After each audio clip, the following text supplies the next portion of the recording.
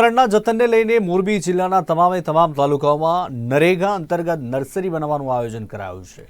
ત્યારે મિશન મંગલમ અંતર્ગત હેઠળ આવતી મહિલાઓને નર્સરી બનાવી વૃક્ષ ઉછેર કેવી રીતે કરવો તે અન્વયે તાલીમ આપવામાં આવી, જેમાં જિલ્લાના 5 તાલુકાની બહેનોએ ભાગ લઈને પ્રશિક્ષણ લીધું હતું। આ પ્રકારની તાલીમ આપવા પાછળ નરેગાનો ઉદ્દેશ બહેનો પોતે સ્વનિર્ભર બને તેમજ તેની સાથે સાથે મોરબીમાં પર હરિયાળી ક્રાંતિ લાવવાનો નેવ રહેલો છે। અમે નરેગાની અંદર પ્રત્યેક તાલુકે મોટા પાયે વૃક્ષારોપણની કામગીરી નરેગા અંતર્ગત થઈ શકે એ માટેનું આયોજન કરેલું છે।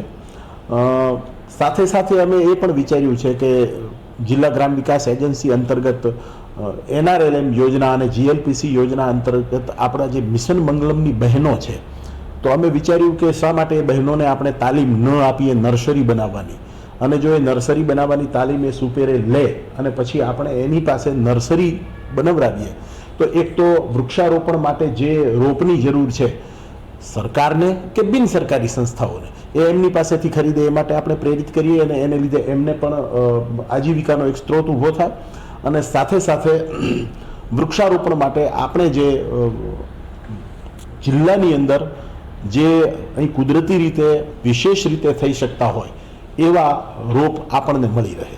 એટલે અમે આપણી બાગાયત વિભાગ હસ્તકની વાંકાનેર ખાતેની જે નર્સરી છે ત્યાં અમે રાજકોટ RCTના સંસર્ગમાં રહીને પરામર્શમાં રહીને અમે બહેનોને એક 6 દિવસની તાલીમ પણ અપાવી છે। એની અંદર એક થિયોરેટિકલ તાલીમ પણ હોય છે અને પ્રેક્ટિકલ તાલીમ પણ હોય છે।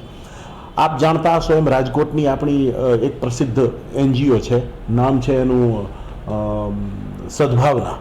એ સદભાવના વૃદ્ધાશ્રમે સમગ્ર ગુજરાતની અંદર બહુ સફળ રીતે વૃક્ષારોપણનું કામ કર્યું છે। આજે અમે સદભાવના વૃદ્ધાશ્રમના જે કરતા હર્તા છે વિજયભાઈ ડોબરિયા, માન્ય વિજયભાઈ ડોબરિયા, એમને આગ્રહ કર્યો હતો કે આપ આવો અને અમારી બહેનોએ જે તાલીમ લીધી છે એને વૃક્ષારોપણ પરત્વે આપના જે વિચારો છે વિચારોથી પ્રેરિત કરો, મોટિવેટ કરો। સુરતના ડાયમંડ બુર્સના ઉદ્ઘાટન થઈ ગયા અને મહિનાઓ વીતવા છતાં હજુ ઓફિસો શરૂ નથી થઈ, ત્યારે ડાયમંડ બુર્સને ધમધમતું કરવા માટે એડી ચોટીનું જોર લગાવવામાં આવ્યું।